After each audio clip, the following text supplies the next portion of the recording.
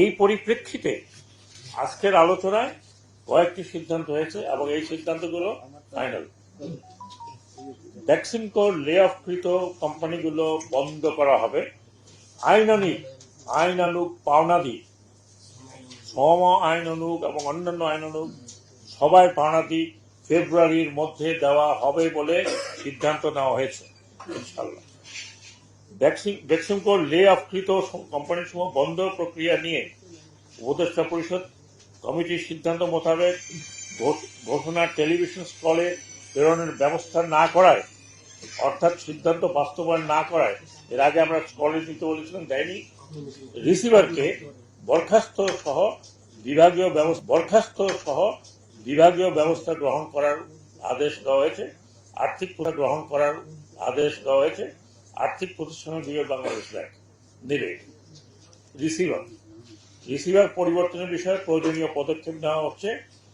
জনতা bank সমূহ, যেটি আমি বলেছি, সকল ব্যাংক ও আর্থিক প্রতিষ্ঠান সমূহ কিসের ভিত্তিতে বা কি কি ডকুমেন্টের বিপরীতে ঋণ প্রদান করেছে সে বিষয়ে ফরেন অডিট সহ ফেব্রুয়ারি 2025-এর মধ্যে তদন্তপূর্বক বিভাগীয় এবং আইনানুগ পদক্ষেপ নেওয়া হবে প্রত্যেক ব্যাংকে। কোনো ব্যাংক, এই ব্যাংকের যে লিস্ট আপনাকে বললাম, আগামী রবিবার বিএসইসি মানে security and exchange commission, FID এবং সংশ্লিষ্ট ব্যাংক সহ সভা করে বেক্সিমকো ফার্মা ও শাইনপুকুরের বন্ধকৃত শেয়ার বিক্রির বিষয়ে প্রয়োজনীয় ব্যবস্থা গ্রহণ করবে। অর্থ বিভাগ পরবর্তীতে প্রয়োজনীয় ব্যবস্থা নেবে।